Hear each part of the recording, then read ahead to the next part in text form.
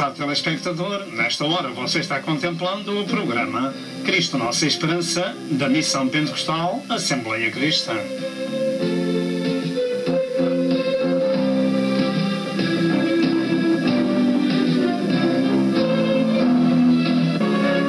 O alvo deste programa é a glória de Deus e a salvação da sua alma. E para isso, por favor, procure obter as muitas mensagens deste ministério, tais como evangelismo, ensino e profecia, para estes últimos dias da Hora da Graça.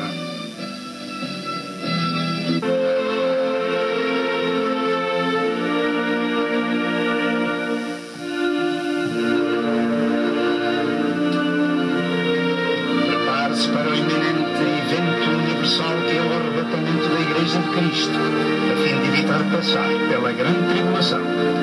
E agora, dentro de momentos, vamos assistir à mensagem.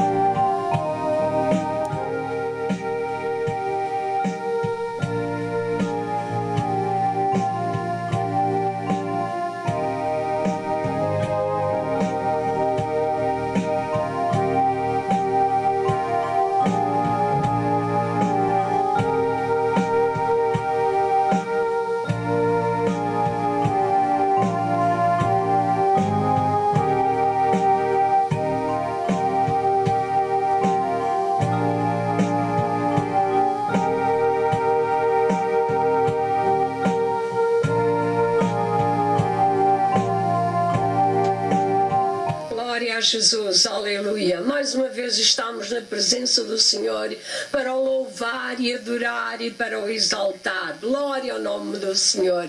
Este é o nosso alvo, é glorificar aquele que nos deu vida. Glória. E vida com mais abundância. Glória ao nome do Senhor. Aquele que nos chamou, aleluia, pelo seu decreto, aleluia, para o seu caminho. Glória ao nome do Senhor. Para sermos servos seus, aleluia. Glória ao nome do Senhor. A Ele nós damos a glória, o louvor e a adoração, porque um dia Ele veio à nossa vida, aleluia, e transformou a nossa vida, aleluia, e nos fez uma nova criação. Glória ao nome do Senhor. Não é isto maravilhoso? Glória a Deus, aleluia. Só o Senhor pode fazer este trabalho pelo seu santo e bendito Espírito. Amém. E pela sua palavra. Glória ao nome do Senhor, que é poder e vida, aleluia, para todo aquele que crê. Glória a Deus, aleluia. Vamos orar ao Senhor. Se na realidade ainda não conhece o Senhor, ainda não tem esta experiência, para que possa hoje mesmo, aleluia, entregar a sua vida nas mãos do Senhor, porque está bem entregue, aleluia, e Ele cuidará de si todos os dias até à consumação dos séculos. Glória ao nome do Senhor, aleluia. Senhor nosso Deus e nosso Pai, como é maravilhoso estarmos perante Ti. Glória.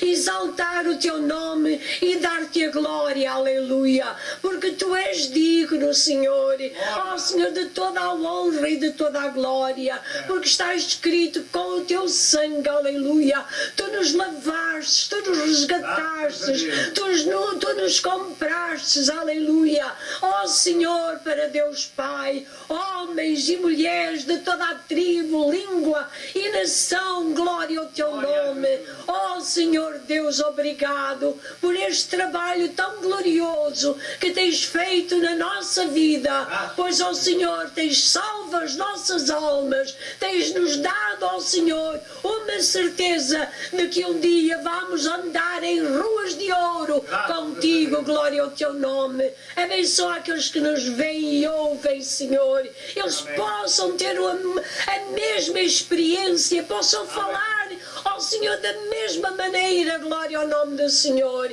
e te possam exaltar como o único Deus e Senhor das suas vidas. Nós te pedimos, Senhor, que abençoes o teu servo, a mensagem que tens para os nossos corações. Amém. Seja para a glória e honra do teu nome, em nome de Jesus. Amém.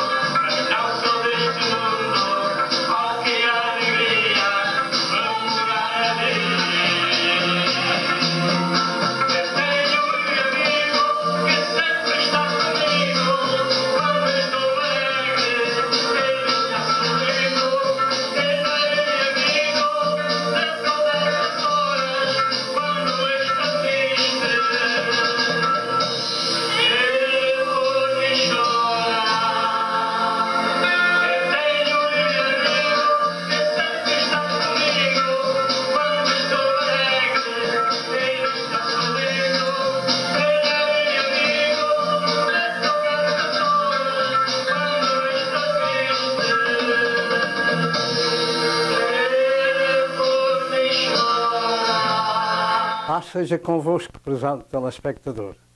Neste dia, pela graça de Deus, chegamos de novo ao seu lar com a mensagem do Evangelho, o poder de Deus para a salvação de todo aquele que crê. E damos graças a Deus por este santíssimo trabalho de anunciar ao povo as novas de grande alegria. Deus é digno da glória, do louvor e da adoração, na pessoa do Pai, do Filho e do Espírito Santo. Nos alegramos na sua bondade, nos alegramos na sua misericórdia, que é a causa de nós não sermos consumidos. Deus é o Senhor, e os homens da terra deviam ser seus servos e seus filhos. Mas no meio de toda a humanidade há poucos aqueles que ouvem a palavra e poucos aqueles que seguem a instrução de nosso Senhor Jesus Cristo. Estamos chegando a um tempo muito difícil para o cristianismo. Estamos chegando à hora de partir. Que o Senhor vos abençoe nas suas decisões, nas vossas decisões, para que possamos ir o maior número de pessoas possível no arrebatamento da Igreja, ou então de morte natural, mas em paz com Deus e nosso Senhor Jesus Cristo. Neste dia nós vamos estudar sobre os preparativos para algo de importância na nossa vida e, por consequência, devemos dar atenção. Preparativos para partir de uma ou de outra forma. Estamos num tempo profético na história do mundo que realmente, se cremos em Deus e na sua palavra, não temos outra saída nem solução senão estar atentos ao que se passa no mundo e seus acontecimentos com as marcas apocalípticas. Jesus avisou o povo judeu e nos avisa também a nós nestas palavras. Ora, quando estas coisas começarem a acontecer, olhai para cima, levantai as vossas cabeças, porque a vossa redenção está próxima. Lucas 21 e verso 28. A nossa mensagem é sobre os preparativos, ou preparação para a última chamada. E ela acontece de duas formas. Nós vamos ministrar neste estudo essas duas formas, ou de morte natural, ou no arrebatamento da Igreja de Cristo. E agora nós vamos acompanhar a leitura da Santa Escritura. Assim diz a palavra de Deus em São Lucas, capítulo 21, a partir do verso 24. E cairão ao fio da espada, e para todas as nações serão levados cativos, e Jerusalém será pisada pelos gentios, até que o tempo dos gentios se completem. E haverá sinais no sol e na lua, e nas estrelas, e na terra a angústia das nações em perplexidade, pelo bramido do mar e das ondas. Homens desmaiando de terror na expectação das coisas que sobreviram ao mundo, porquanto as virtudes do céu serão abaladas. E então verão vir o Filho do Homem numa nuvem, com poder e grande glória. Ora, quando estas coisas começarem a acontecer, olhai para cima e levantai as vossas cabeças, porque a vossa redenção está próxima.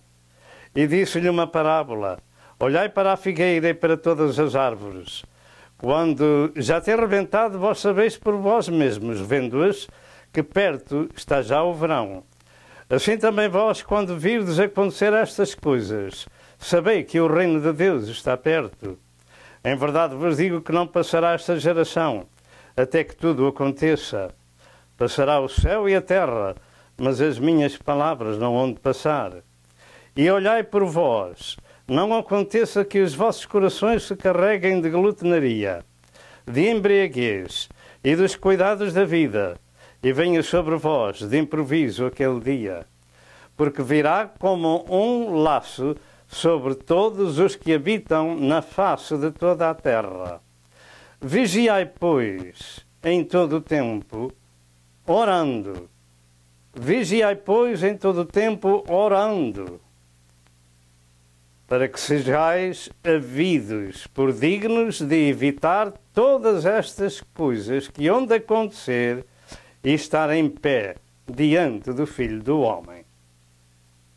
Meus amados que nos escutam, segundo eu creio, como milhões de cristãos por todo o mundo, Os sinais bíblicos que Jesus ensinou para a sua segunda vinda se dividem em duas partes distintas.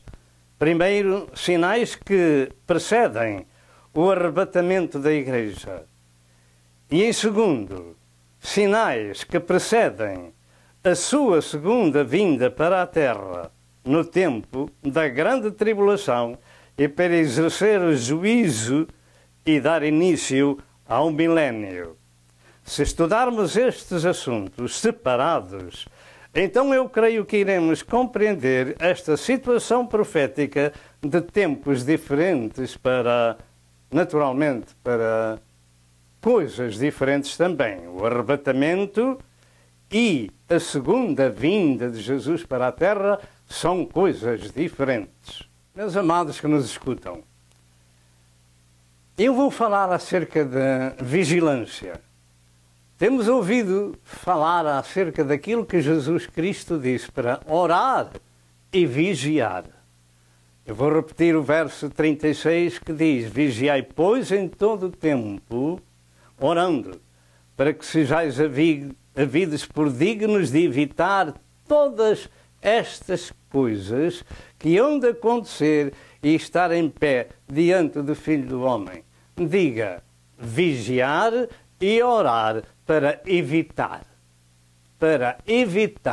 todas estas coisas que o Senhor veio falando anteriormente. De maneira que partimos deste princípio que eu creio que a Igreja não passa pela grande tribulação, pelos problemas que vêm no tempo da grande tribulação, porque o Senhor disse: se nós vigiarmos e orarmos, então evitamos passar por esses problemas. Então a confusão desaparece ao ministrarmos a Sagrada Escritura. Naturalmente não vamos somente falar da oração e da vigilância. A oração, naturalmente, é importante para nos mantermos em comunhão com o Senhor, e a vigilância é estarmos atentos àquilo que se passa no mundo e vigiar também acerca dos inimigos, como Satanás, que anda buscando a quem possa tragar. É tempo de oração, é tempo de vigilância. Nosso Senhor Jesus Cristo está para voltar um destes dias. Já alguém tem dito, pastores já têm dito, nós estamos vivendo num tempo emprestado por Deus. E há alguma coisa que eu quero falar de importância neste estudo. É que o processo de paz que há mais de 20 anos começou lá em Israel e com os palestinos e árabes, tem-se protelado de ano para ano, década para década, e não chega a uma conclusão. Mas a palavra de Deus diz que vem o tempo em que vão dizer há paz e segurança. Então, lhe sobrevirá repentina destruição, como aquela que está grávida, e de modo nenhum escaparão. Como as dores àquela que está grávida, e de modo nenhum escaparão. Mas, segundo a palavra que Jesus falou ainda para tu e para eu ouvir, orando e vigiando, evitamos esses problemas quando disserem há paz e segurança. Portanto, a paz e a segurança, quando falarem disso, ela tem que acontecer às humanas, já se vê, não é a paz de Deus, que excede todo o entendimento. Vamos, pois, estar atentos, porque o atual secretário de Estado norte-americano disse o ano passado, em 2013, que ao recomeçar o processo de paz, o concluiria em 9 meses. E esses 9 meses terminarão no dia 29 de abril de 2014. Eu não sei se isso vai acontecer, naturalmente.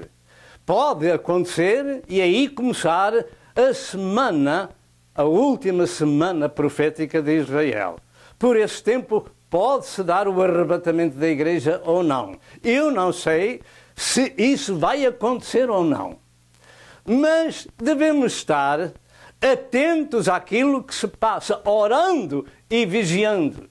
e vendo que Deus usa as nações, usa os governos, usa os políticos, usa os homens e até usa a Igreja para aquilo para que o Senhor tem em vista o cumprimento da sua palavra. De maneira que vamos estar atentos àquilo que vamos meditar e vamos ficar atentos ao desenrolar da história, tanto profética como aquela que se enfrenta diante dos nossos olhos dia a dia. Nesta mensagem estudaremos um pouco sobre, primeiro, sinais evidentes do arrebatamento da Igreja e sinais da grande tribulação e vinda de Jesus. É aqui que existe um grave problema, mesmo naqueles chamados de cristãos, um grave problema para se entender. Eu entendo assim aquilo que vou explicar, como já disse há bocado, que há sinais para o arrebatamento da Igreja para aqueles que creem, porque há pessoas que não creem no arrebatamento da Igreja. E há sinais para a volta de Jesus para a Terra. E, em segundo lugar, os preparativos para a última chamada. E nós somos chamados de duas formas. Uma de morte natural e a outra somos chamados no arrebatamento, num abrir e fechar de olhos. E tanto para uma quanto para a outra devemos estar preparados, orando e vigiando. Louvado seja Deus. Assim, ao introduzir esta mensagem, nós vivemos num mundo muito agitado, violento e corrompido. E se por um lado os governos das nações fazem o seu melhor para controlar aqueles que fazem a situação, por outro lado dão demasiada liberdade aos povos e nessa liberdade sem controle ela se torna em libertinagem. Isto é o que nós temos no mundo. O grande problema da situação do mundo é de cariz espiritual, porque as potestades e príncipes espirituais da maldade têm um trabalho a fazer no mundo, que é levá-lo ao caos para se manifestar o homem do pecado, filho da perdição, que é o anticristo. E nesse aspecto é publicamente conhecido que os chamados extremistas muçulmanos têm vindo a criar uma atmosfera de caos no mundo inteiro, com toda a sorte de ataques, de terrores e de mortes, pois creem que o seu líder só se manifesta desta forma. Então causam o caos no mundo com essa violência.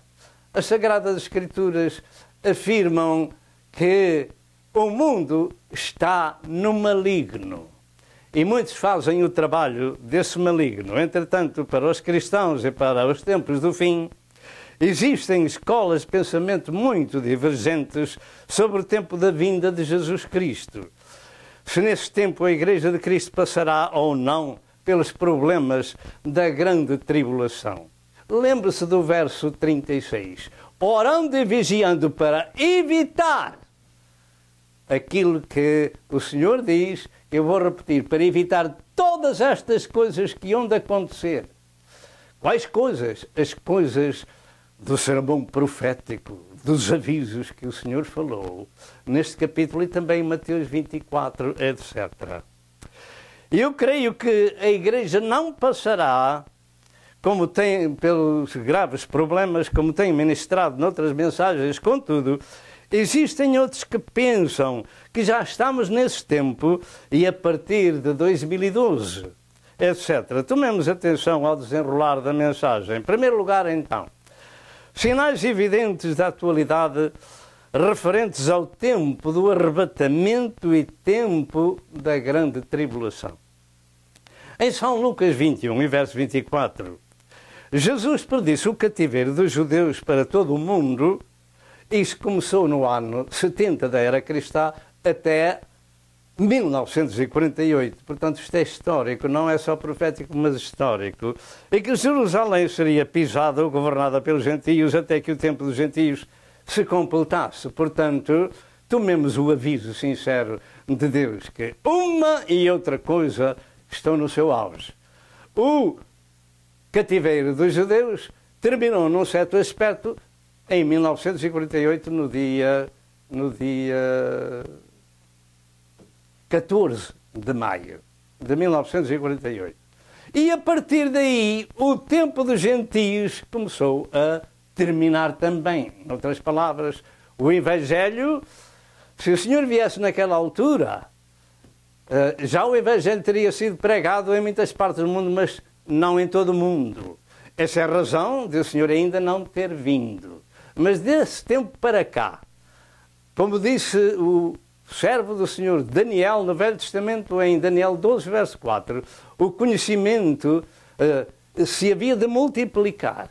E assim se tem multiplicado tanto na parte espiritual quanto na parte natural.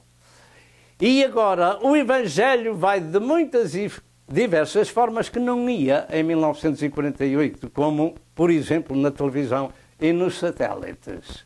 E agora nós podemos dizer, o Senhor está para voltar a qualquer dia ou a qualquer hora para o arrebatamento da igreja. Há pessoas que não creem no arrebatamento. Outros pensam que o arrebatamento se dará no meio da tribulação. Outros no fim da tribulação. E eu tenho ensinado e continuo a dizer, eu creio, que o arrebatamento se dá antes da grande tribulação. Quanto tempo antes da grande tribulação, eu não sei. Mas se dará antes da grande tribulação, porque já este verso 36 nos ensina por Jesus, orando e vigiando para evitar todas estas coisas. Quais coisas? As coisas da semana da grande tribulação. De maneira que, partindo desse princípio, a profecia cumpriu-se integralmente no povo judeu, desde o ano 70 até 1948, e aí o tempo dos gentios também começou a terminar nessa data. O tempo dos gentios é o tempo da pregação do Evangelho, Mateus 24 e verso 14, que este Evangelho do Reino será pregado em testemunho a todas as gentes, e então virá o fim da graça de Deus, para dar lugar à grande tribulação. Não é o fim do mundo, é o fim da era da graça de Deus. E eu creio que Mateus 24, 15 a 44, nos adverte do tempo e sinais da grande tribulação e vinda de Jesus para exercer o seu juízo na terra e dar início ao milénio. Do mesmo modo, em Lucas 21, verso 20 ao verso 33, nos ensina as mesmas coisas. Mas quanto aos sinais que precedem o arrebatamento da Igreja de Cristo, esses sinais são de veras muito evidentes, como as fomes, as guerras, as pestes, os terremotos. Mateus 24, 5 a 8, Jesus falou que era o princípio de dores. Portanto, para o arrebatamento da Igreja há uns sinais, para a grande tribulação há outros sinais. E se nós estudarmos desta forma, nós vamos evitar dificuldades. Para mim, são realmente o princípio de dores estas coisas de Mateus 24, 5 a 8. E que as dores se dará o parto logo a seguir às dores. Ao estudar as Santas Escrituras, são muitos os milhões de cristãos que pelo mundo inteiro creem que estes sinais precedem o arrebatamento da Igreja. Fomes, pestes, guerras, terremotos, e isto tem acontecido ao longo da história e particularmente nestes últimos anos. Mas para a volta de Jesus para a Terra, pela segunda vez, e que precedem essa volta, são os sinais que narram Mateus 25, 15 a 44 e Lucas 21, verso 20 ao verso 33. Nas Santas Escrituras existem estas duas manifestações de Cristo. A primeira, Cristo vem às nuvens chamar a sua Igreja, e a ressurreição dos mortos se dará, e a transformação dos vivos acontecerá. João 14, 1 a 3, 1 Coríntios 15, 50 a 52 e 1 Tessalonicenses 4, verso 13 ao verso 18. A segunda manifestação acontece no fim da grande tribulação. Eu creio que o Senhor arrebatará os vivos e os transformará, porque assim está escrito, num abrir e fechar de olhos. O que é de matéria se transforma em espírito. Lembre-se disto. que Nosso Senhor Jesus Cristo, depois de ressuscitar, ele tinha um corpo espiritual, mas também se manifestava fisicamente e até comeu parte de um peixe assado e favo de mel. De maneira que isto se dará. O Senhor arrebatará os que estão vivos, transformá-los-á, porque no céu não pode entrar carne e sangue, e ressuscitará os mortos, e todos em encontrar o Senhor nos ares. Nós não podemos ir ao contrário daquilo que está escrito. Portanto, a segunda manifestação acontece no fim da grande tribulação, o que é totalmente diferente. Quando o Senhor vem socorrer o povo judeu em vias de aniquilação total e fazer juízo na terra e implantar o seu milénio, porque os judeus vão passar ainda por um grave problema chamado a tribulação de Jacó, de Jeremias 30 e verso 7. Eles vão enfrentar ainda outro holocausto. Daniel 13, 7 e verso 13, o Senhor virá então. Isto era aquilo que os judeus pensavam que se cumpriria quando Jesus Cristo disse que era o Messias, o Filho de Deus, o Cristo. Eles queriam que se manifestasse esta profecia de Daniel 7 e verso 13, que viria com as nuvens. Mas isto se dará quando ele vier, porque primeiro ele veio para salvar-te a ti e a mim.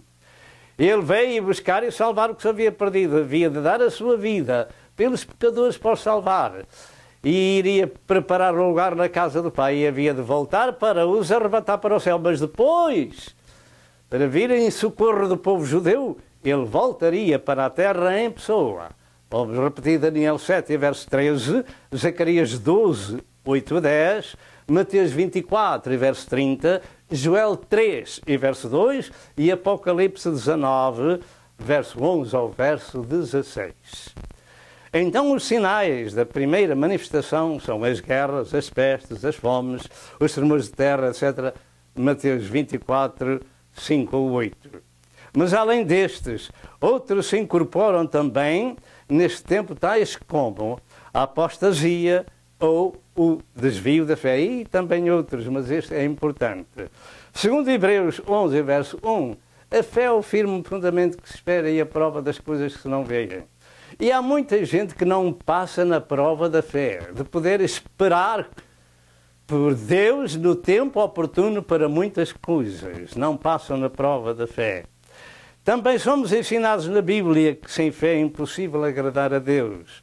Hebreus 11, verso 6. E precisamos então de ponderar o que diz neste verso que diz que Deus nunca foi visto por alguém. O Filho unigênito que está no seio do Pai, esse o fez conhecer. João 1 e verso 18. Portanto, andamos por fé e não por vista. Andamos por fé e não por vista. Podemos passar pela prova da fé e enfrentá-la e dizer, Senhor, ainda continuo aqui. Graças a Deus nosso Senhor. Devemos ler o capítulo 11 aos Hebreus para tomarmos ânimo no caminho da fé.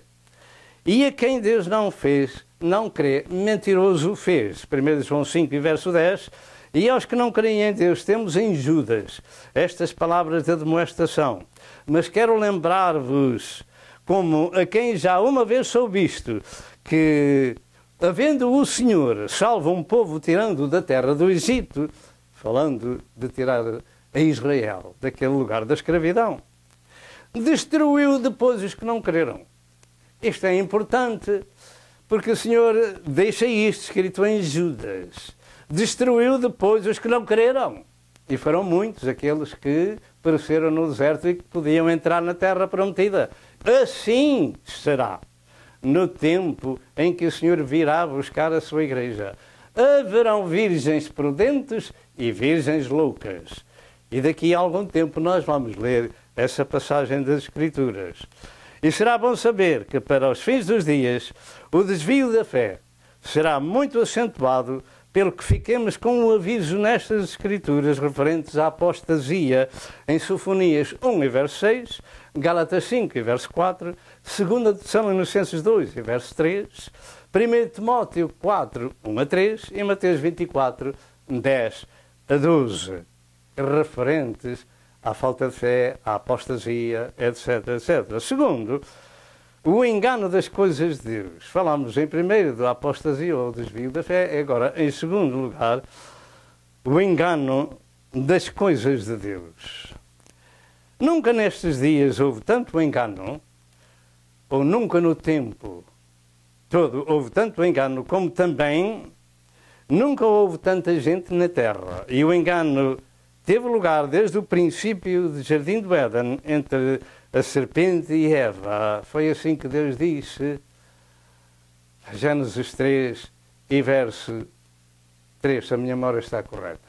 E dentro de momentos voltamos. Tomemos em consideração estas palavras que já dissemos, segundo eu creio, como milhões de cristãos por todo o mundo, os sinais bíblicos que Jesus ensinou para a sua segunda vinda se dividem em duas partes distintas. Primeiro, sinais que procedem ao arrebatamento da Igreja. Segundo, sinais que precedem a sua vinda para a Terra no tempo da grande tribulação e para exercer o juízo e dar início ao milénio. Se estudarmos estes assuntos separados, então eu creio que iremos compreender esta situação profética de tempos diferentes. Lembremos-nos, depois disto, que o engano já começou desde o princípio do mundo, desde o primeiro casal que houve na Terra, Adão e Eva. Gênesis 3 e verso 13. E em 2 Coríntios 11 e verso 3 diz: mas temo que, como a serpente enganou a Eva com a sua astúcia, assim sejam de alguma sorte corrompidos os vossos sentidos e se apartem da simplicidade que há em Cristo. Para os últimos tempos são muitos os avisos de Deus sobre este assunto, porque como o povo recusa vir a Jesus, negando-se a si mesmo e tomando a sua cruz, então o Senhor lhes envia a operação do erro para que creiam a mentira. 2 Tessalonicenses 2 e verso 11. Para aqueles que não estão orando nem vigiando, nem creem em Deus, Deus lhe paga da mesma moeda, porque não creem em Deus.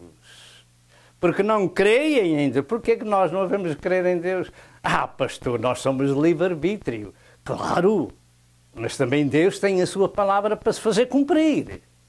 Então Deus lhe envia a operação do erro. Para quê? Para que creiam a mentira. O engano dos últimos dias é uma profecia a ser cumprida, porque é um decreto divino por causa do povo não se importar com Deus. Lembre-se disto. É um decreto divino. Vamos pôr isto no ecrã. É um decreto divino por causa do povo não se importar com Deus. O engano dos últimos dias da Era da Graça está sobre a terra. Este engano das coisas espirituais de Deus é uma profecia para ser cumprida. E ninguém pode alterar ou evitar a mentira. Irá prevalecer no mundo. Somente os cristãos bíblicos discernirão.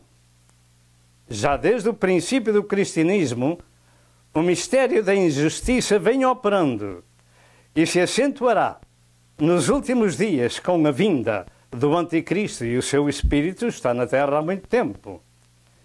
E em 2 Tessalonicenses 2, verso 10 e verso 11, afirma que ele virá com todo o engano da injustiça para os que perecem, porque não receberam o amor da verdade para se salvarem.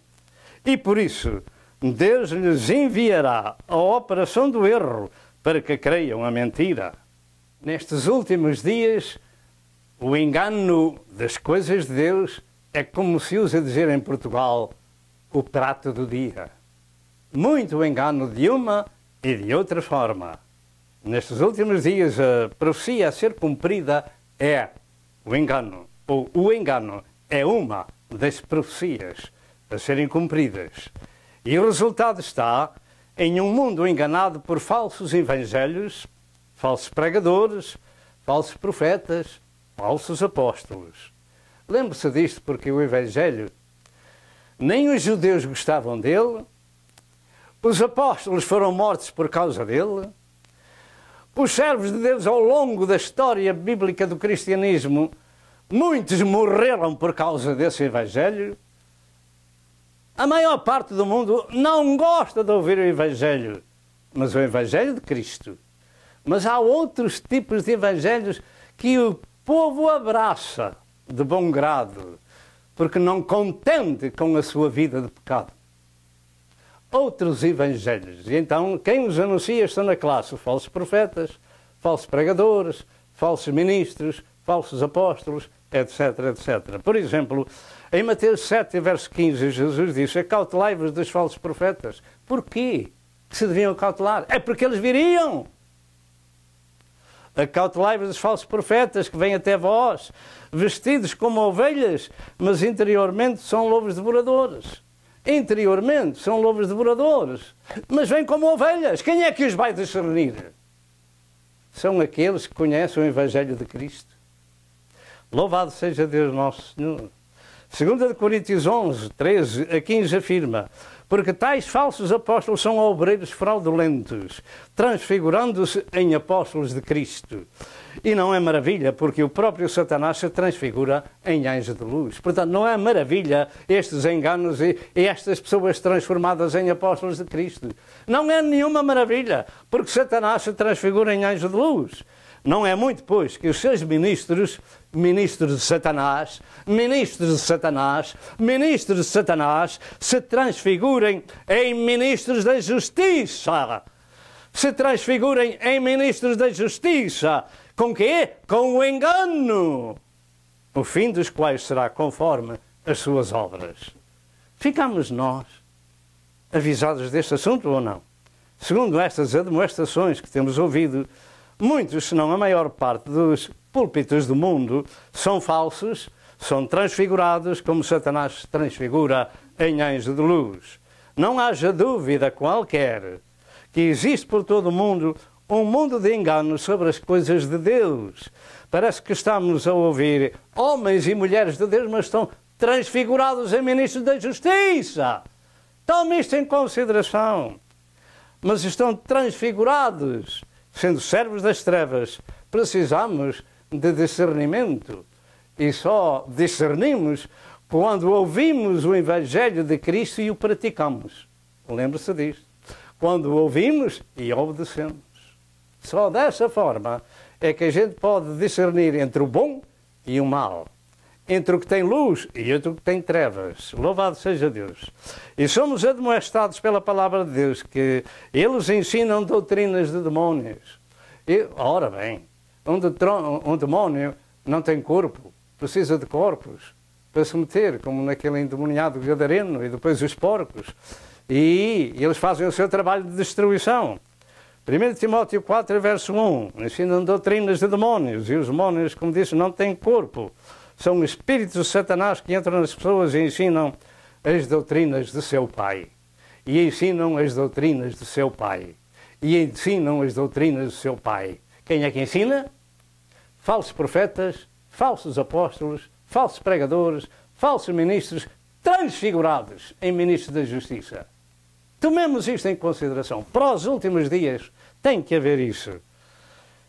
Aonde se não fala da cruz e do sangue de Cristo e de obediência e à santidade, aí está o engano de Satanás e as doutrinas de demónios. Sejam elas pintadas com que cor sejam.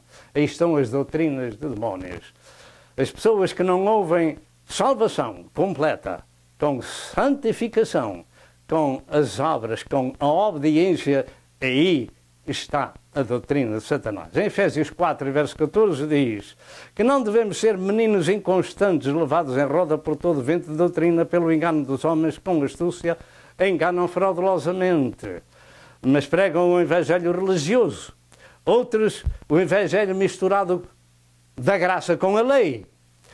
Outros, o evangelho político. Outros, o evangelho social. Outros, o evangelho humano. E outros, o evangelho da prosperidade, etc. Mas o evangelho da cruz não existe porque o povo não gosta dele. Você ponha, em primeiro lugar, se entende as minhas palavras, uma canga, um jugo sobre um touro que nunca teve jugo, e você vai ver, e ele faz assim, sacode o jugo de toda a maneira e feitio, porque lhe faz calo, faz dor. E o Senhor diz que aquele que não se negar a si mesmo e não tomar a sua cruz e não vier após mim, não é digno de mim. E disse o Senhor, tomai sobre vós o meu jugo e aprendei de mim, que sou manso e humilde de coração. E fora disto não há evangelho. Haverá, naturalmente, aqueles evangelhos que eu acabei de falar, mas não o evangelho da cruz. O evangelho da cruz é aquele evangelho do poder de Deus para a salvação, santificação e a obediência da negação própria e da crucificação da carne. É o evangelho que nos corrige, que nos ensina a ter Jesus como exemplo em nossa vida. Filipenses 2, 5 a 9, Lucas 9, 23 e Gálatas 5 e verso 20. Nas Santas Escrituras não existem caminhos fáceis para o cristão.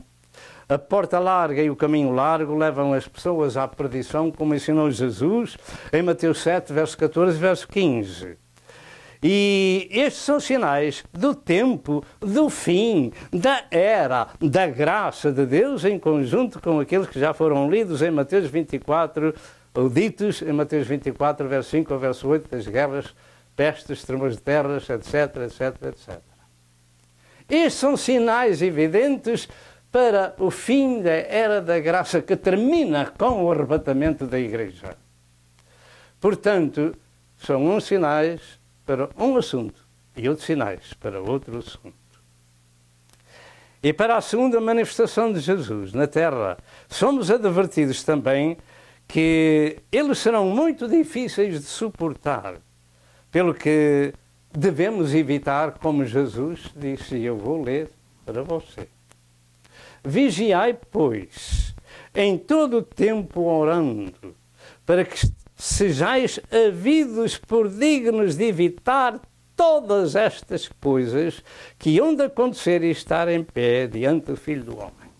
Então uns vão evitar, outros não.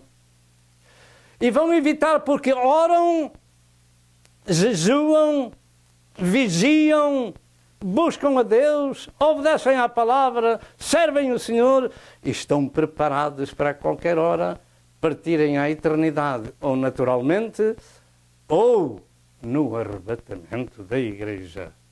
Por exemplo, em Mateus 24, 21 e 22, Jesus disse, se aqueles dias não fossem abreviados, nenhuma carne se salvaria. Portanto, estes sinais da grande tribulação vão culminar com um rio de sangue no Médio Oriente que chegará ao freio dos cavalos.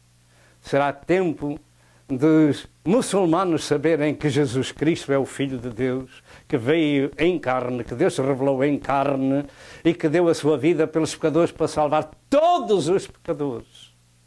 E que Deus é um Deus de amor e não de matança, de cultura de morte. Será tempo dos árabes saber quem é Deus. E será tempo do mundo inteiro saber que Deus deu aquela terra prometida a Israel e que não pertence a mais ninguém, não pertence a Ismael, pertence a Israel.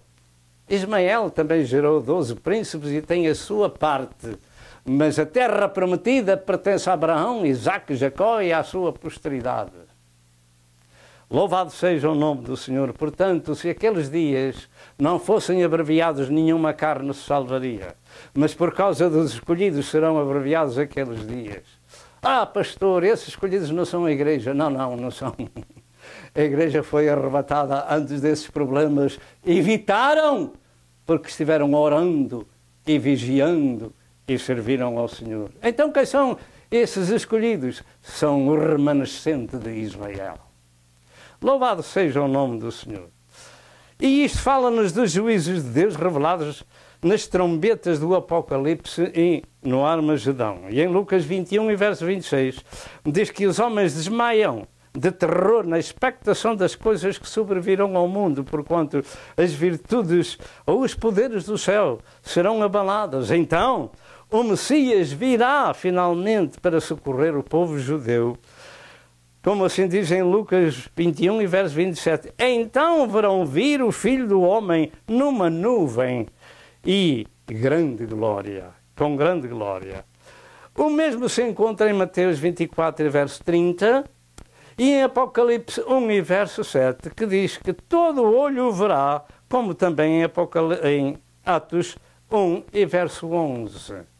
Nessa altura, quando Jesus vier para a terra em socorro do povo judeu, colocará os seus pés no Monte das Oliveiras. O monte se fenderá em 2 montes. Haverá um grande vale por onde o povo judeu foge.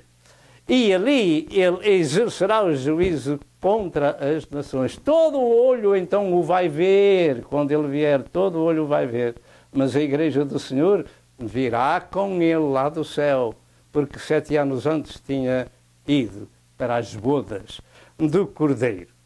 Assim, os sinais do prelúdio ou do presente, dos avisos prévios, das enormes calamidades e hecatombes, eles têm sido vistos nestes últimos dias em várias partes do mundo, como as guerras mundiais, as pestes, os terremotos, os tufões, os tsunamis. Ficamos avisados disto. Lembre-se, por exemplo, das 2 guerras mundiais, em que pereceram cerca de 70 milhões de pessoas. E uma Europa quase destruída.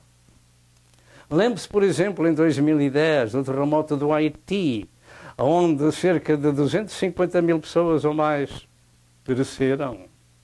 E uma nação destruída. Lembre-se do tsunami na Indonésia, no dia de Natal de 2004, onde morreram cerca de 300 mil pessoas em diversas nações ali. Lembre-se do tsunami do Japão, com tanta destruição.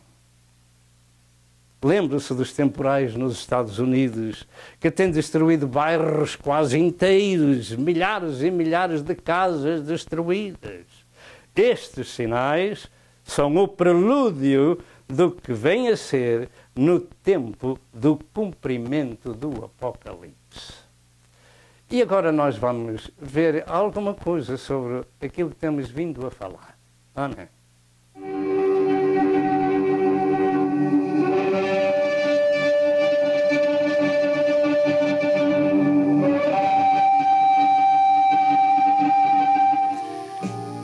Vem aí o tempo em que Israel e palestinos e árabes farão a paz. E esta está escrita nas Santas Escrituras, pois que quando disserem há paz e segurança, então lhes sobrevirá repentina destruição, como as dores de parto àquela que está grávida, e de modo nenhum escaparão. 1 Tessalonicenses 5, verso 3. Será que é desta vez que a Escritura se cumpre e que o arrebatamento se dará breve? Um dia isso tem que acontecer. Eu creio que desde que o Tratado de Paz seja assinado até ao tempo da repentina destruição, na grande tribulação, passam-se cerca de 3 anos e meio. Estejamos atentos ao que se passa no mundo. Será que as palavras de John Kerry, secretário de Estado dos Estados Unidos, se irão cumprir em abril de 2014? Pergunto, andemos informados daquilo que se passa no mundo. Israeli and Palestinian negotiators will seek to reach a peace agreement within 9 months. Our objective will be to achieve a final status agreement over the course of the next 9 months.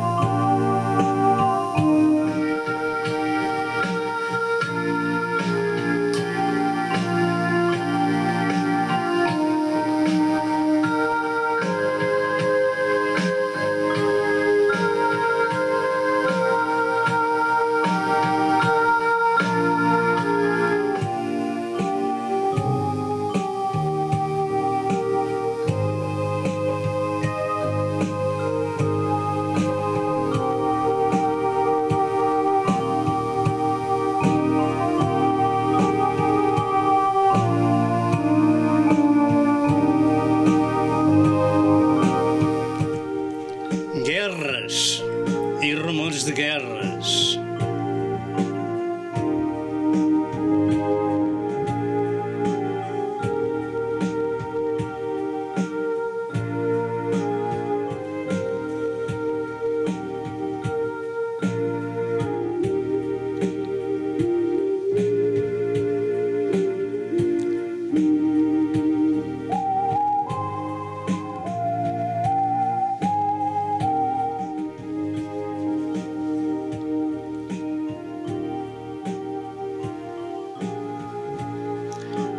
Fomes e pestes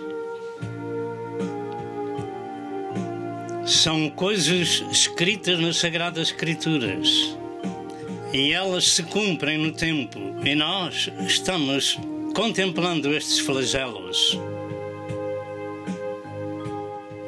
Atos de terror por todo o mundo e nós estamos assistindo a estes flagelos.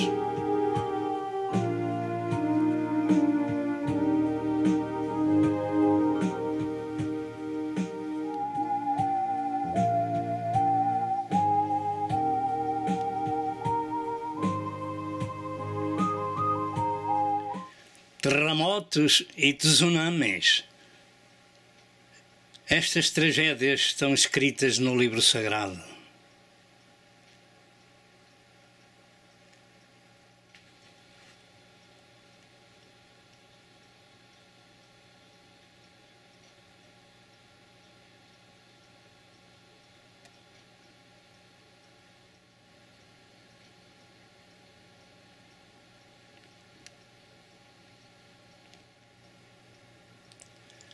Ciclones tremendos que destroem bairros inteiros.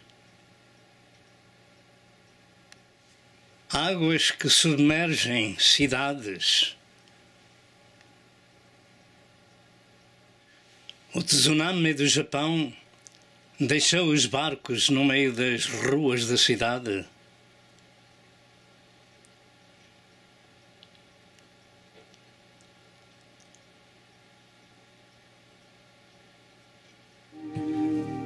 Meus amados telespectadores, o pouco que temos apreciado dá-nos uma ideia da Terra em angústia.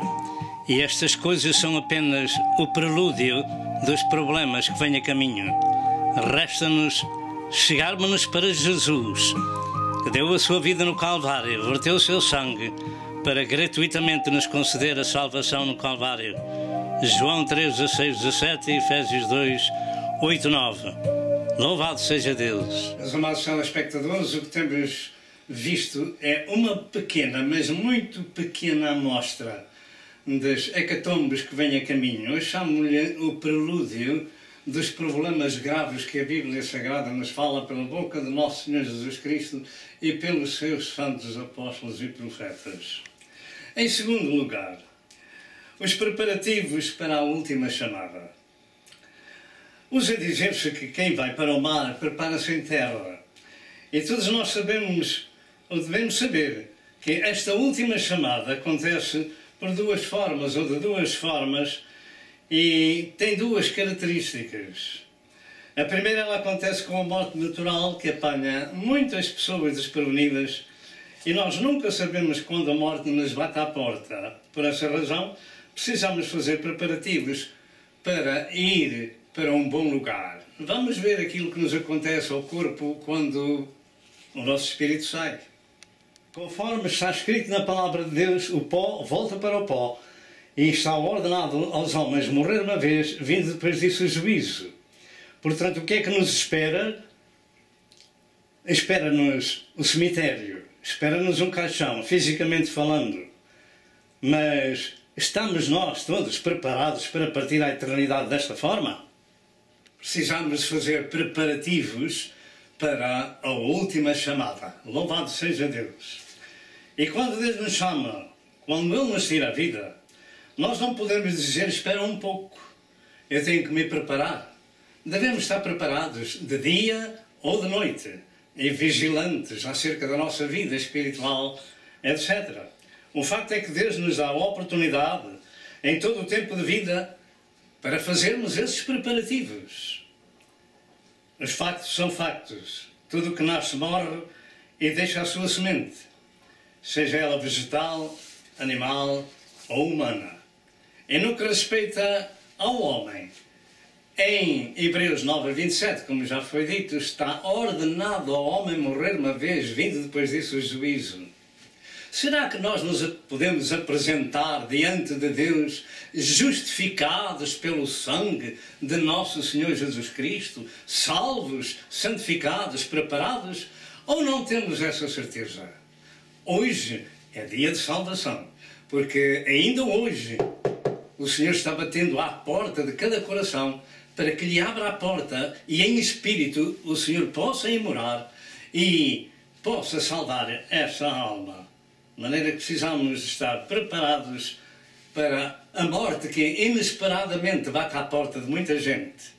Muitos saem de casa para o trabalho e não voltam, ou tiveram um acidente ou um ataque de coração, outros deitam-se à noite e não acordam mais. Perdão.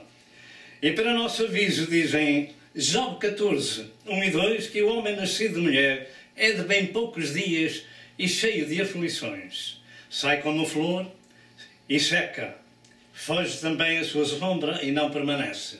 Dentro de momentos voltamos. Precisamos fazer preparativos para de dia ou de noite. O Salmo número 4 diz que nós nos podemos deitar em paz e dormir, porque realmente a morte pode nos bater à porta durante a noite. Estamos nós preparados? Factos são factos e nós precisamos estar preparados para a última chamada.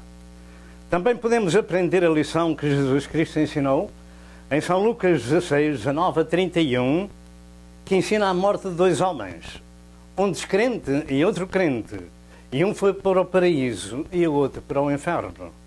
Tomemos isto em consideração, que para salvar os pecadores, Jesus morreu numa cruz e que a nossa salvação teve esse preço muito grande, a morte do próprio Deus revelado em carne. Peçamos a Deus o seu perdão e a sua reconciliação. Portanto, essa preparação consiste em saber-se acerca da nossa situação espiritual, se somos salvos ou se somos perdidos. Se já recebemos a Jesus como nosso Senhor e Salvador pessoal, e, como diz em João 3, versos 16, versos 17, Deus enviou o seu Filho ao mundo para o salvar e não para o condenar, e saber, ter a certeza de que temos paz com Deus e que o nosso nome está escrito no livro da vida do Cordeiro. Em Efésios 2, e verso 8 e verso 9, diz que pela graça sois salvos mediante a fé. E isto não vem de vós, é dom de Deus. Precisamos de receber esse dom e ficar com ele. Em Atos 4, verso 12, afirma que em nenhum outro há salvação, porque também debaixo do céu nenhum outro nome há dado entre os homens pelo qual devamos ser salvos. O mundo anda enganado com religiões. Somente Jesus é o caminho, a verdade e a vida. E ele disse, ninguém vem ao Pai, senão por mim. Precisamos saber se realmente também já fomos regenerados, como disse Jesus, porque esse é um requisito divino para se poder ver e entrar no reino dos céus. João 3, verso 1 ao verso 7, é o novo nascimento espiritual, a regeneração da pessoa.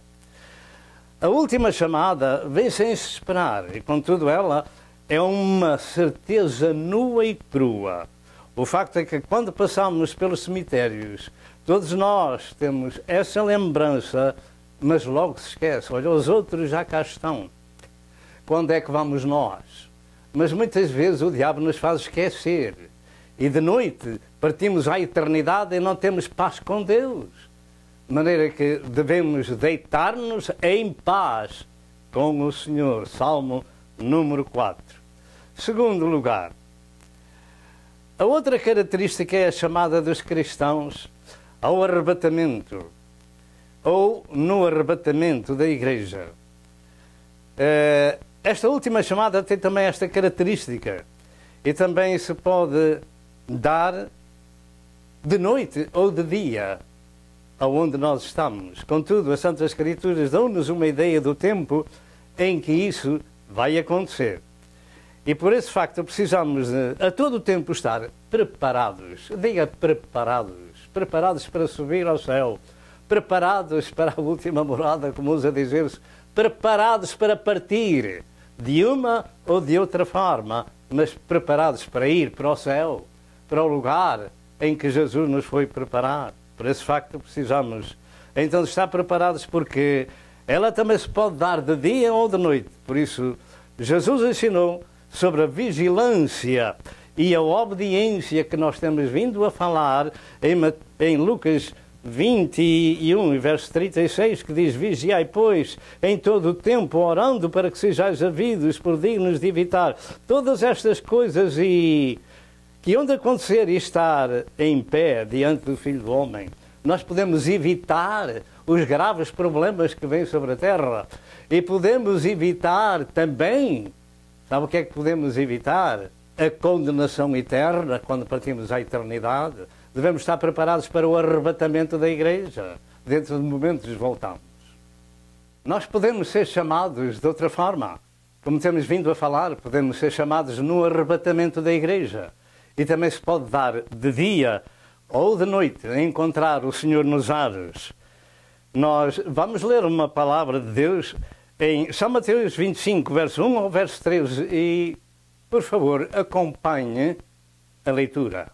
Conforme vimos nas duas escrituras anteriores, 1 Tessalonicenses 4:17 e João 14, 1 a 3, dar-se-á o arrebatamento da igreja e também outras escrituras. Mas agora eu pergunto, em que tipo de pessoas você está inserido nesta leitura que vamos fazer em Mateus 25, verso 1 ao verso 13, que diz: então o reino dos céus será semelhante a 10 virgens que, tomando as suas lâmpadas, saíram ao encontro do esposo. E 5 delas eram prudentes e 5 loucas. As loucas, tomando as suas lâmpadas, não levaram azeite consigo, mas as prudentes levaram azeite em suas vasilhas com as suas lâmpadas. E tardando o esposo, toscanejaram todas e adormeceram. Mas à meia-noite ouviu-se um clamor. Aí vem o esposo, saiu ao encontro. Então todas aquelas virgens se levantaram e prepararam as suas lâmpadas. E as loucas disseram às prudentes: dai-nos do vosso azeite, porque as nossas lâmpadas se apagam. Mas as prudentes responderam dizendo: não seja caso que nos falte a nós e a vós, e antes aos que o vendem, e comprai-o para vós. E tendo elas ido comprá-lo, chegou o esposo, e as que estavam preparadas entraram com ele para as bodas, e fechou-se a porta. E depois chegaram também as outras virgens, dizendo: Senhor, Senhor, abre-nos. E ele respondendo disse: em verdade vos digo que vos não conheço. Vigiai, pois, porque não sabeis o dia, nem a hora em que o Filho do Homem há de vir. Em que tipo de virgem estamos nós inseridos? Nas prudentes ou nas loucas?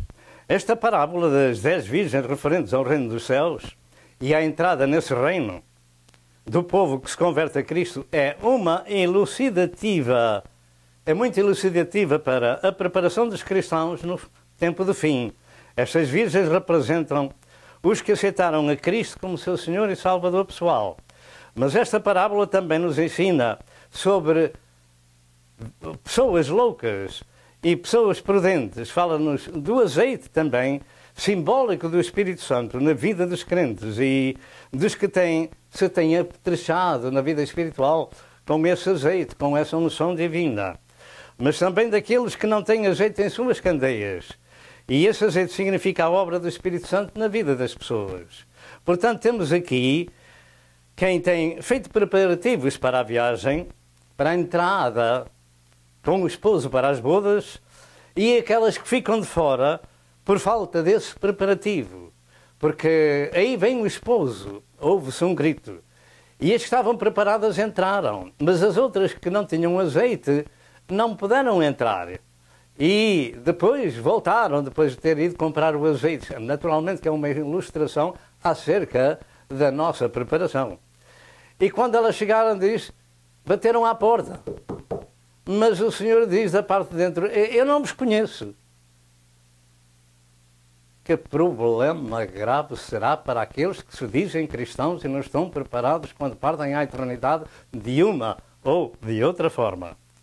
Segundo este ensino de Cristo, compreende-se também que o número 10 nas Escrituras refere-se a um dos muitos números da perfeição de Deus, como por exemplo os 10 mandamentos, as 10 pragas do Egito, as 10 cláusulas da oração do Pai Nosso, etc. Também as 10 provas da vida de Abraão e os 10 eu sou de Jesus no Evangelho de João, etc.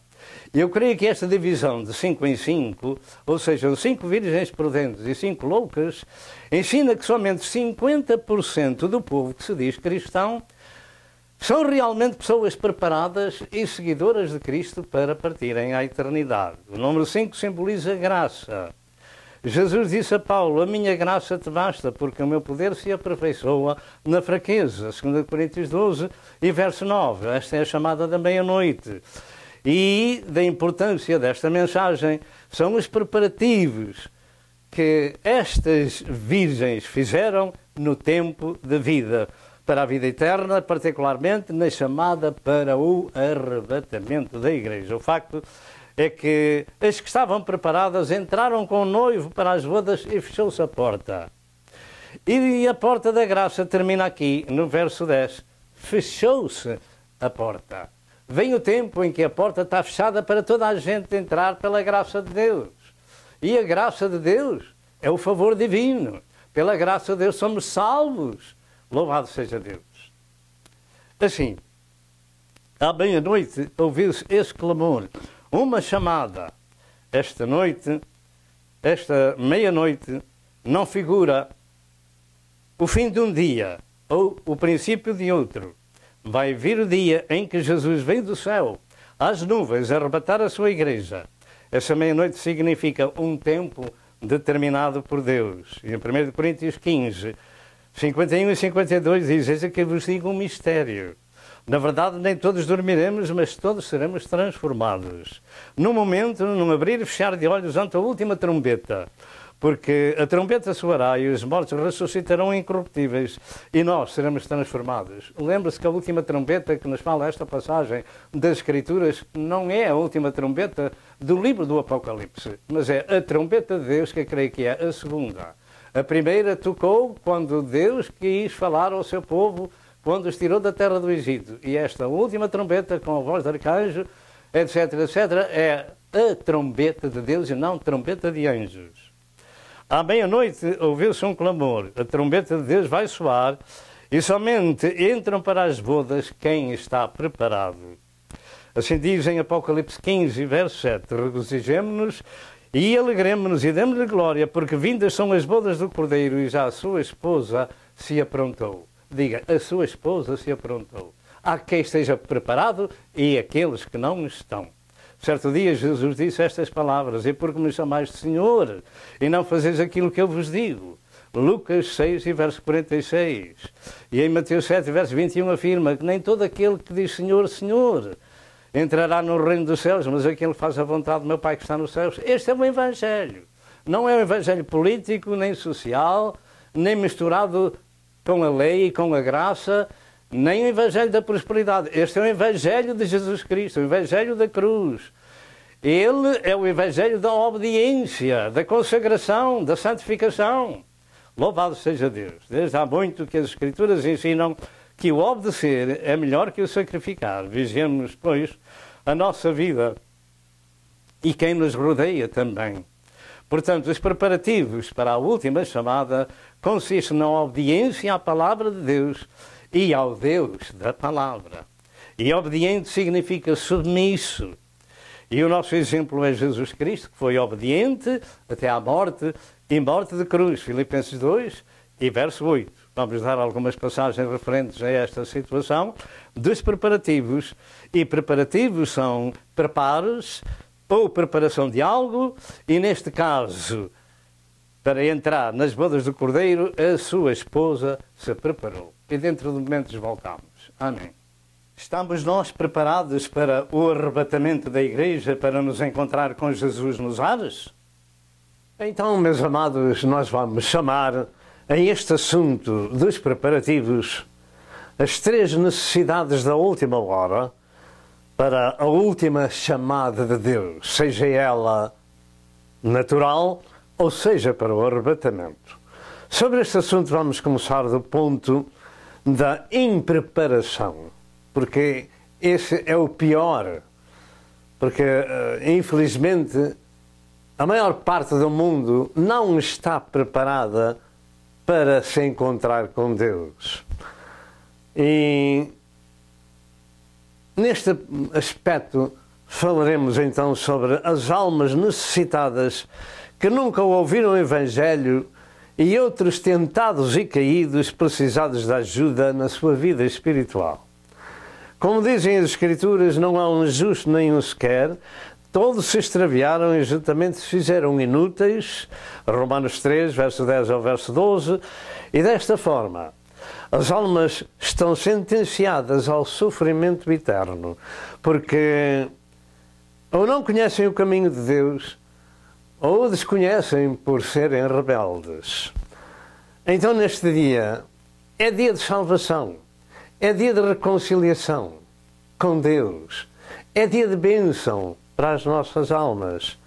E os lugares onde se ministram as Santas Escrituras são como um hospital, e os ministros da palavra são os enfermeiros, e Jesus, que é o divino doutor, está sempre aonde estiverem 2 ou 3 reunidos no seu nome para ajudar essas almas a curar as suas chagas espirituais e normais. Jesus Cristo é o Salvador dos pecadores, deu a sua vida por eles na cruz do Calvário. E para quem ainda não sabe, João 3, 16 e 17, que muitas vezes mencionamos, diz que Deus amou o mundo de tal maneira que deu o seu Filho unigênito, para que todo aquele que nele crê não pereça, mas tenha a vida eterna, porque Deus enviou o seu Filho ao mundo não para condenasse o mundo, mas para que o mundo fosse salvo por ele. Estas são as boas novas.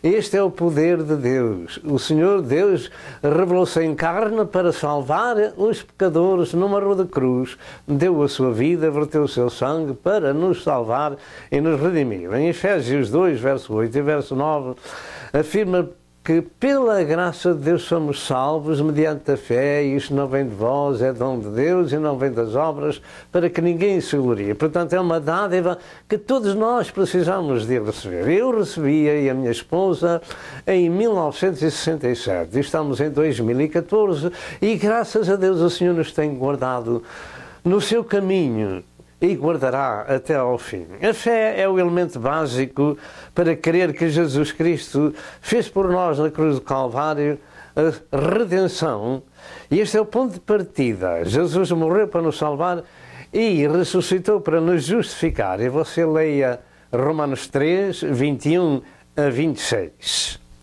E em Mateus 11, verso 28, Jesus disse: vinde a mim, os cansados e oprimidos, e eu vos aliviarei, e achareis descanso para as vossas almas. O Senhor Jesus Cristo ainda hoje está chamando pessoas ao arrependimento e ao conhecimento daquilo que Ele fez por elas na cruz do Calvário. Profeticamente falando acerca deste sacrifício, Isaías, no capítulo 53, verso 5, diz que Jesus foi ferido pelas nossas transgressões e moído pelas nossas iniquidades. O castigo que nos traz a paz estava sobre ele, e pelas suas pisaduras fomos sarados. Diz em Atos 20, verso 28, que Deus nos resgatou com o seu próprio sangue. Portanto, aceita estas novas de paz e de alegria, de salvação e de reconciliação e de redenção pelo sangue de nosso Senhor Jesus Cristo. Em 2 Coríntios 5 e verso 21 está escrito que aquele que não conheceu o pecado, Deus o fez pecado por nós, para que nele fôssemos feitos justiça de Deus. E esta é a escritura-chave deste assunto. João 1, verso 12 e verso 13 afirma que a todos quantos receberam a Cristo como seu Senhor e Salvador, Deus lhe deu o poder de serem feitos filhos de Deus. Precisamos todos passar pelo novo nascimento, pela regeneração, porque nascemos filhos de homens. E para irmos para o céu precisamos ser feitos filhos de Deus. João 1, verso 12 e verso 13, os quais não nasceram do sangue, nem da vontade da carne, nem da vontade do varão, mas nasceram de Deus. E isto já aconteceu e se isto já aconteceu, melhor dito, na sua vida, se já é um filho de Deus, uma pessoa regenerada e salva, então está pronto para seguir e praticar as 3 necessidades da última hora. Se não é esse o facto, então precisamos de arrependimento, confissão dos pecados a Deus e de salvação. Louvado seja Deus. Vejamos então as 3 necessidades da última hora. Primeiro, esteja pronto para a luta espiritual em vários aspectos. Se você é um filho de Deus, você tem que saber que quando foi regenerado, entrou numa luta contra as potestades do inferno, para se manter no caminho de Deus, deixar o mundo e aquilo que no mundo há e seguir as instruções de nosso Senhor Jesus Cristo. Em Efésios 6, verso 10 ao versos 8, encontra-se ali a armadura completa de Deus para essa luta contra as hostes espirituais da maldade. E se não vestirmos essa armadura, não poderemos ser soldados de Cristo. Os cristãos de Cristo têm uma luta contínua desde o dia em que se converteram. Sabe porquê? Porque deixaram um Senhor e começaram a servir outro. 1 Coríntios 9, verso 25, Paulo diz: e todo aquele que luta se abstém de tudo se abstém. Eles o fazem para alcançar uma coroa corruptível, que é como no caso dos desportos de competição e outras coisas mais. É por uma luta, uma coroa corruptível que eles lutam. Nós, porém, lutamos por uma coroa incorruptível. E para isso nós precisamos de ser alimentados pela incorruptível Palavra de Deus. Jesus disse em Mateus 11 e verso 12: e desde os dias de João Batista até agora se faz violência ao reino dos céus e pela força se apoderam dele. Não é força física, mas força espiritual. Por isso devemos ter sobre nós a armadura completa de Deus. E em Judas 3, exorta-nos a batalhar pela fé que uma vez foi dada aos santos. A batalhar pela fé que uma vez foi dada aos santos. Não perca o que tem, de contrário, perderá a sua coroa. Em segundo lugar, esteja preparado para o ouvir. Esteja preparado para o ouvir. Ouvir a palavra de Deus é também uma luta, porque ela nos corrige, nos santifica e nos exorta ao trabalho. Ouvir a palavra de Deus é uma luta. Nunca se esqueça disso. Que o diabo sempre porá no seu coração, estou a falar a muitos, não é? Realmente a Igreja dos Redimidos estão sempre ávidos por aprender algo mais. Mas todos nós temos uma luta entre o bem e entre o mal, para ouvir, aprender e praticar. Jesus disse: ouvindo alguém a palavra de Deus e não entendendo, vem o maligno e arrebata, rouba o que foi semeado no seu coração. Temos que prestar a melhor atenção àquilo que se ouve e guardar aquilo que se ouve. Em João 5, verso 24, Jesus afirmou: na verdade vos digo que quem ouve a minha palavra e crê naquele que me enviou tem a vida eterna, não entrará em condenação, mas passou da morte para a vida. O que é que nós temos por ouvir e crer? Guarda o que tem, para que ninguém tome a sua coroa. Em Tiago 1, e verso 19, diz que todo homem deve estar pronto para o ouvir. Em Apocalipse 2, verso 7, afirma que quem tem ouvidos para ouvir, ouça o que o Espírito diz às igrejas. E Jesus disse em Lucas 10, verso 24, pois eu vos digo que muitos profetas e reis desejaram ver o que vós vedes e não ouviram, e ouvir o que vós ouvistes e não ouviram. Portanto, os servos de Deus, não só do tempo de Jesus como nos dias atuais, são pessoas altamente privilegiadas porque ouvem as coisas do reino de Deus e se preparam para entrar nesse reino e lá permanecer. Terceiro, estejamos preparados para toda a boa obra. Também este assunto é de luta, porque é um ato de obediência, porque a fé sem as obras é morte. carta, Tito 3:1 e Tiago 2 e verso 26. Quarto, façamos preparativos para evangelizar os outros. Esta é a primeira luta que se dá na vida do soldado de Cristo, porque se dispôs a tirar almas ao diabo que antes servia. E o Senhor disse, ide por todo o mundo e pregai o evangelho a toda a criatura, Marcos 16, verso 15. E esse mundo, por vezes, pode ser fora da nossa porta.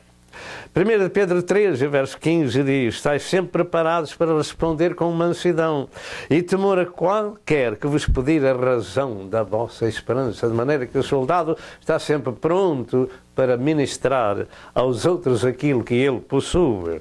E naturalmente devemos dar o que nos foi dado de graça, como diz a Escritura, de graça recebestes, de graça dai. O facto é que, se não pusermos o nosso talento a render no banco do céu, perderemos tudo o que nos foi dado, o que nós recebemos. Realmente o Senhor Jesus Cristo disse, não ajunteis tesouros na terra. Não ajunteis tesouros na terra. Não ajunteis tesouros na terra, mas ajuntai-os nos céus.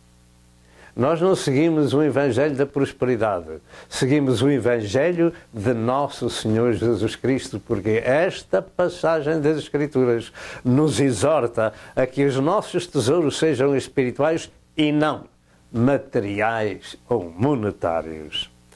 Jesus disse que o servo inútil ficaria sem o seu talento e seria lançado nas trevas exteriores, onde há pranto e ranger de dentes. Mateus 25, 28 a 30.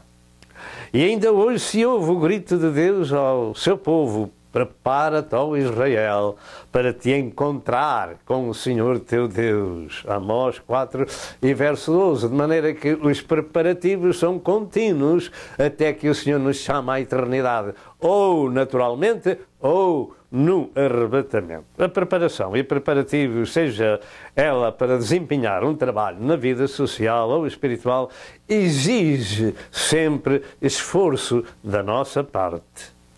Segunda necessidade da última hora é a nossa pureza espiritual. Pergunto, será isso possível? A pureza espiritual no homem, na mulher? O facto é que este é um termo bíblico e puro significa sem misturas ou alterações, que é inocente, que é santificado e, finalmente, a Igreja de Cristo é apelidada de pessoas santas. 1 Coríntios 1 e verso 2 e Romanos 1 e verso 7. E o facto é que esta necessidade é um imperativo divino.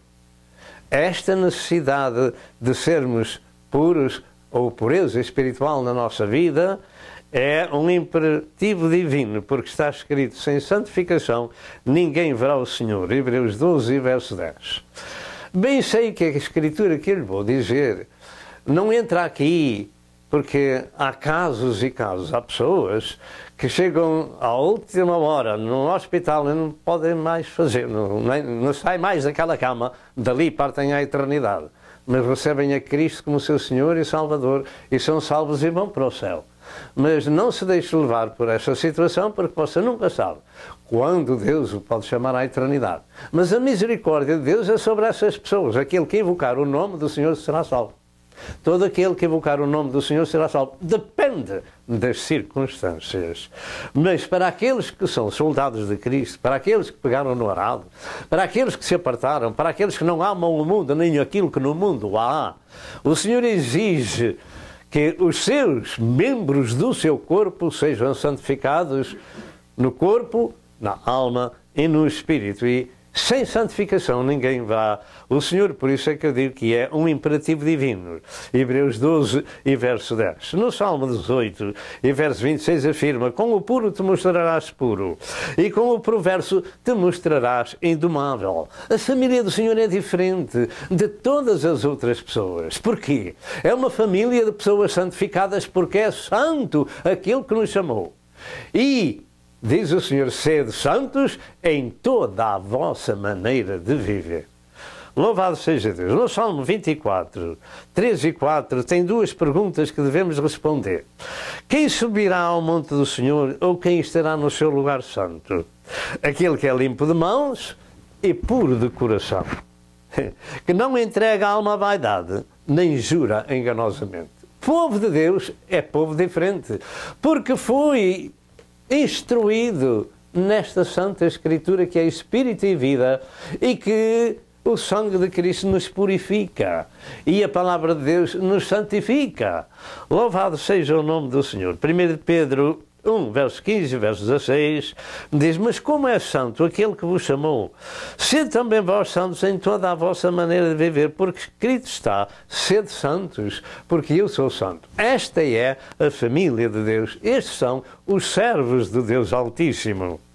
Em 1 João 1 e verso 7 diz que o sangue de Jesus Cristo nos purifica de todo o pecado. De maneira que a pureza espiritual é requerida por Deus à sua família, para sermos realmente membros do seu corpo. A 2 Pedro 1 e verso 4 afirma que pelas promessas ficamos participantes da natureza divina. Pois olha, esta Bíblia Sagrada está cheia de promessas, mas se a gente não as receber, nem praticar o seu ensino, nada fazem na nossa vida. Mas nós ficamos participantes da natureza divina se as recebemos e se ficamos com elas. No céu não entra nada que contamine, como diz em Apocalipse 21 e verso 27. As decisões são nossas. O instrumento da purificação nos seus diversos aspectos é a Sagrada Escritura. É a palavra de Deus. Se a praticarmos como ela nos ensina, então estamos fazendo os preparativos para a última chamada. Terceira necessidade da última hora. A necessidade de sermos também produtivos, produzindo alguma coisa. Ser produtivo significa ser fértil, que tem a faculdade de produzir. Em Hebreus 6, verso 7 e verso 8 diz: porque a terra quem bebe a chuva que muitas vezes cai sobre ela e produz erva proveitosa para aqueles por quem é lavrada, recebe a bênção de Deus. Há um trabalho a executar mesmo na parte natural do homem. Mas a que produz espinhos e abrolhos é reprovada, é perto do estado da maldição, o seu fim a ser queimada. E esta analogia é exatamente aplicada àqueles que trabalham para o Senhor, que produzem alguma coisa, ou àqueles que não trabalham. Jesus ensinou que todos temos capacidade de produção e de acordo com os talentos que nos foram entregues. Quem recebeu 5 talentos, granjeou outros 5. Quem recebeu 2, granjeou outros 2. E quem recebeu 1 tem que ter o cuidado de pôr a render o talento do seu senhor. De contrário, será tirado e dado àquele que tem 10 talentos. Se isso não acontecer, se não pusermos o nosso talento em prática, então diz a palavra de Deus que esse tal será lançado nas trevas exteriores, onde há pranto e ranger de dentes. Nós podemos ver isso em Mateus 25, 14 a 30. A única coisa que conta na vida dos servos de Deus é o fruto. Diga fruto. É ser produtivo. E o segredo está em morrer para este mundo. Não ameis o mundo, nem aquilo que no mundo há. Se alguém ama o mundo, o amor do Pai não está nele. Simplesmente assim. Portanto, em Romanos 6, verso 6 ao verso 11, entre outras coisas, diz estas palavras: sabendo isto que o nosso homem velho foi com ele crucificado. Diga homem velho, porque aquele que está em Cristo é uma criatura nova. As coisas velhas já passaram e eis que tudo se fez novo. Dentro de momentos voltamos. Amém. Meus amados, o trabalho também faz parte da preparação para a última viagem, seja ela natural ou seja no arrebatamento da Igreja. Meus amados, como eu ia falando, somente o fruto é que conta na vida do povo de Deus. porque pelo seu fruto os conhecereis, disse Jesus. E então, como ia dizendo também, em Romanos 6, verso 6 ao verso 11, entre outras palavras, diz esta: sabendo que o nosso homem velho foi com ele crucificado. O nosso homem velho foi com ele crucificado, para que o corpo do pecado seja desfeito, para que não sirvamos mais ao pecado, para que não sirvamos mais ao diabo, que é o pai do pecado. Assim também vós considerai-vos como mortos para o pecado, mas vivos para com Deus em Cristo Jesus, nosso Senhor. E Jesus afirmou que se o grão de trigo caindo na terra não morrer, fica ele só, mas se morrer, dá muito fruto. João 12 e verso 24. O Senhor estava aplicando este assunto à sua própria pessoa, mas ele se aplica também a nós. Se morrermos para o mundo, daremos fruto. Se não morrermos para o mundo, se nós estivermos crucificados, mortos e ressuscitados com Cristo Jesus, então seremos aquelas velhas pessoas e precisamos ser novas criaturas para sermos cristãos. Louvado seja Deus. E para finalizar, ser-se produtivo é ser uma vara da videira verdadeira que se deixa limpar com a tesoura de poda do nosso bom Deus. A tesoura de poda é a sua palavra que nos corrige, que nos santifica, que nos ensina a ser uma criatura nova. Louvado seja Deus. Se nós nos deixarmos podar pela tesoura de poda do divino lavrador, então seremos aquela vara da videira verdadeira que dá frutos. João 15, 1 a 6, Jesus disse: eu sou a videira verdadeira, meu Pai é o lavrador. Toda a vara em mim que não dá fruto atira e limpa toda aquela que dá fruto para que dê mais fruto. Será que nós nos deixamos limpar? Vós já estáis limpos pela palavra que vos tenho falado. Diga, vós já estáis limpos pela palavra que vos tenho falado, pelas Escrituras Sagradas. Estai em mim e eu em vós. Como a vara de si mesma não pode dar fruto se não estiver na videira, assim também vós, se não estiverdes em mim. Isto é um ponto-chave na vida de cada um. Se estamos em Cristo, somos criaturas novas. Se não estamos, somos velhas criaturas. Eu sou a videira, vós as varas. Quem está em mim e eu nele, esse dá muito fruto. Porque sem mim nada podeis fazer.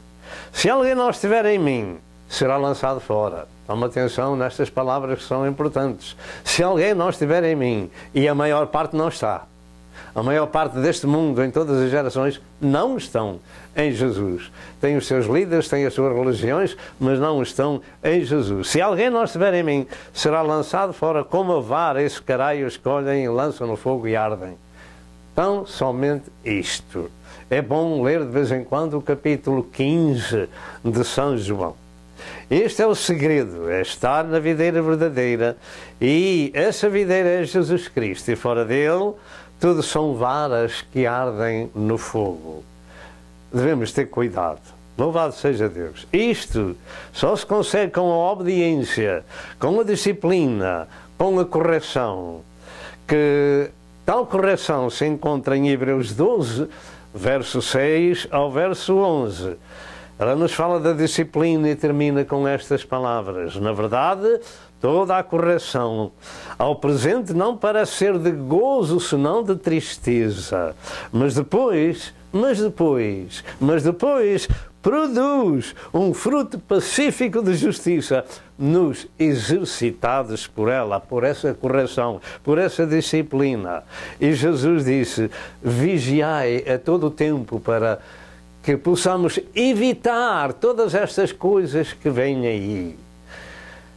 Antes de terminar, nós vamos mostrar algo que devemos ter na nossa mente, sempre na retina dos nossos olhos.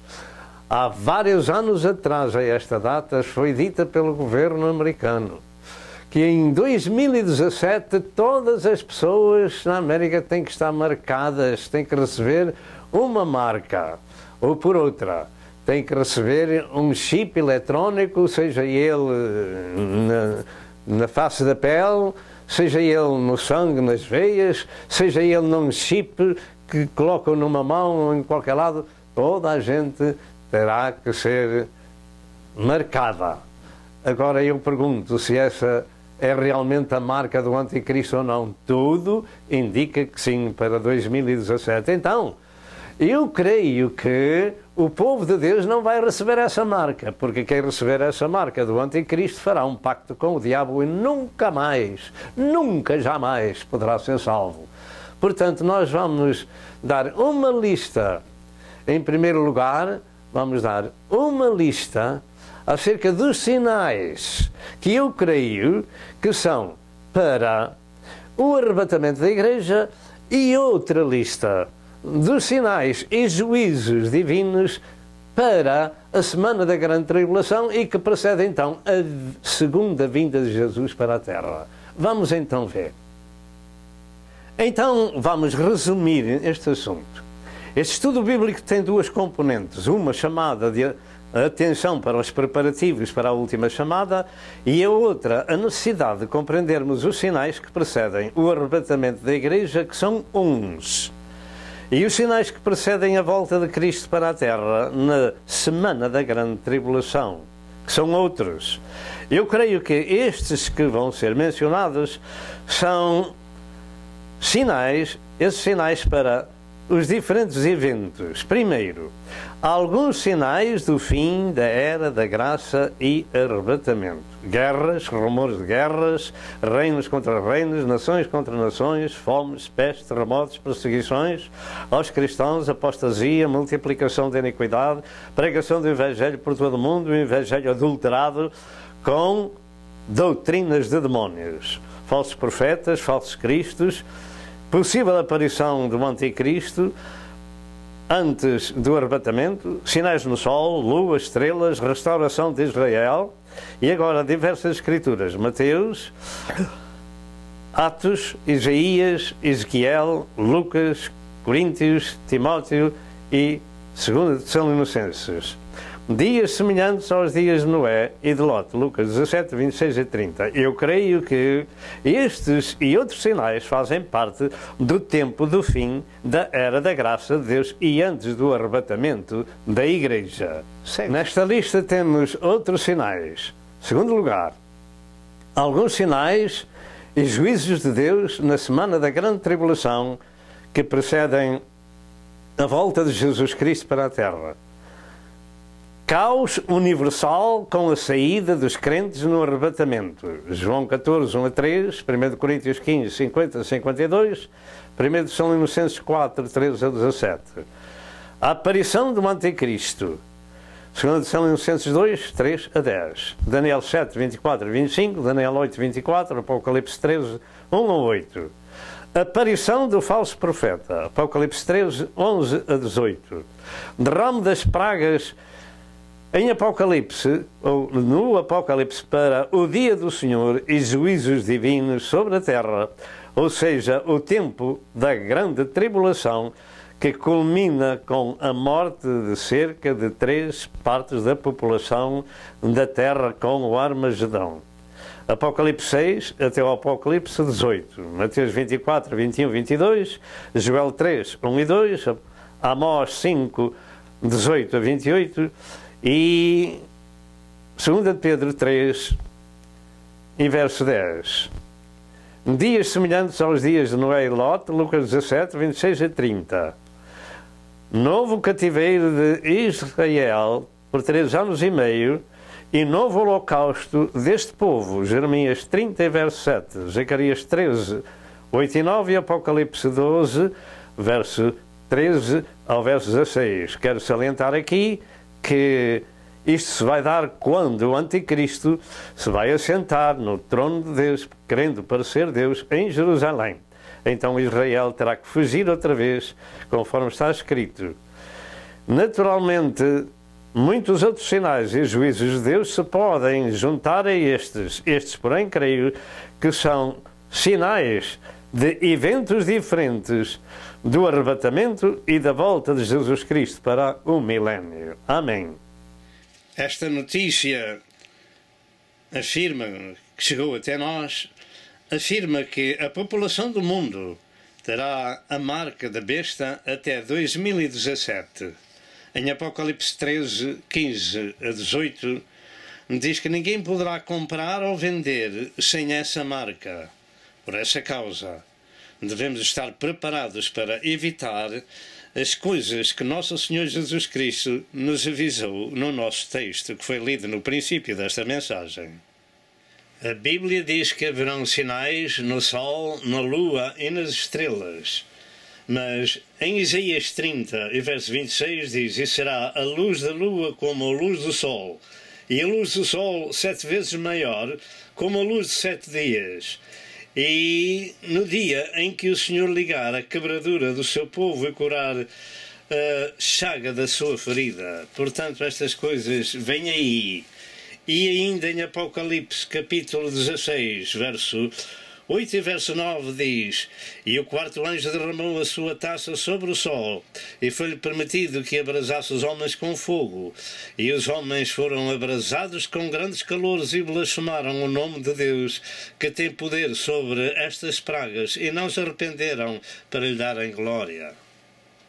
Sinais no sol, na lua e nas estrelas, e no mar. Estas coisas estão acontecendo.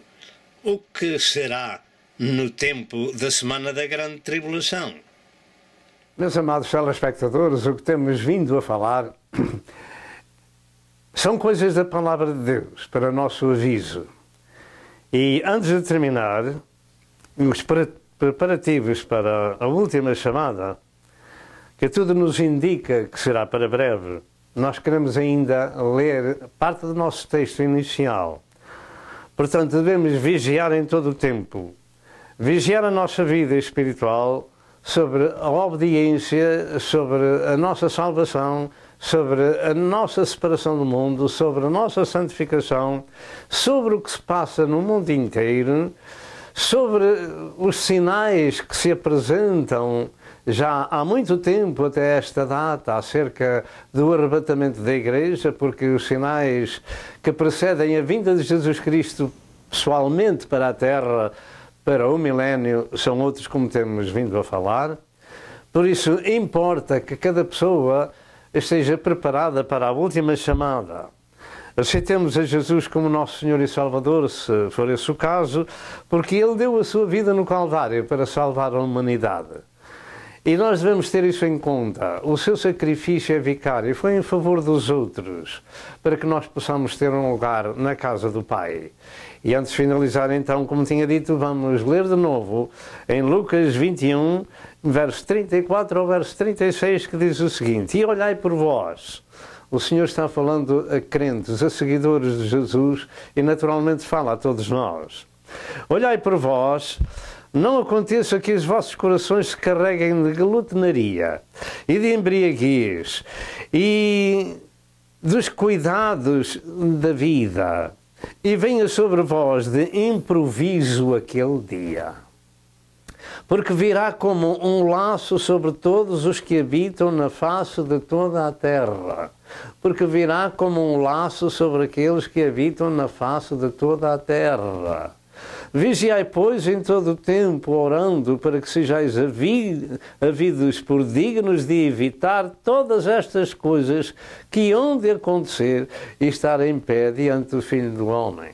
Portanto, todas as outras coisas, isto está escrito em Mateus 24, em Marcos 13, em Lucas 17, em Lucas 21, estas coisas que nos falam dos problemas graves que vêm aí, devemos evitá-las. E a Igreja vai evitar, porque está preparada para a última chamada. Que o Senhor vos abençoe. Vamos fazer uma oração por alguém que queira dar o seu coração a Jesus e diga: ó Deus, tem misericórdia de mim, pecador. Eu creio que Tu és o Salvador do mundo. Na pessoa de Jesus que vieste a este mundo em carne, dar a Tua vida para nos salvar. Eu recebo essa salvação e o perdão que Deus nos concede. Eu me arrependo da minha vida de pecado e deixo o meu velho Senhor, que é Satanás, e quero seguir a Jesus Cristo, meu Senhor, que deu a sua vida por mim, que derramou o seu sangue para me resgatar.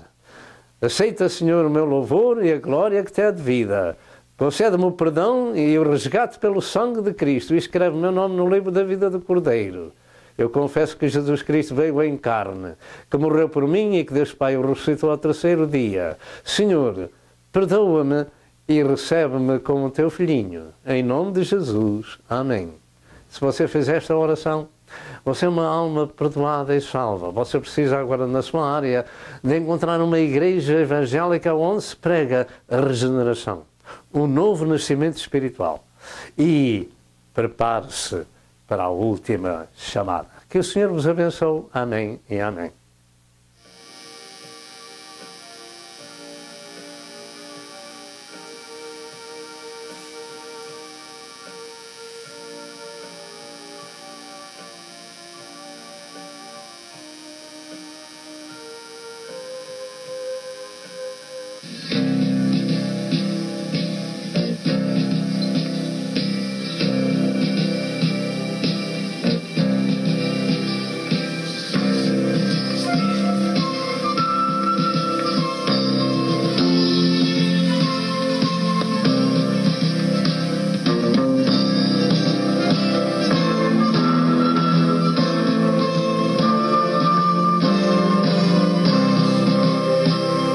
Prezado telespectador, eu creio que você foi abençoado com a mensagem deste dia.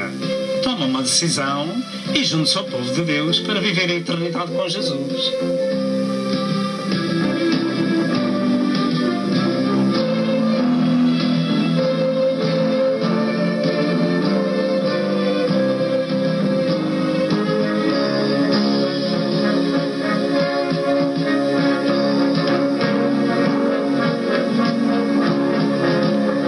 Por favor, telefone para Pastor Sousa. Que Deus o abençoe e até ao próximo programa, se assim Deus o permitir.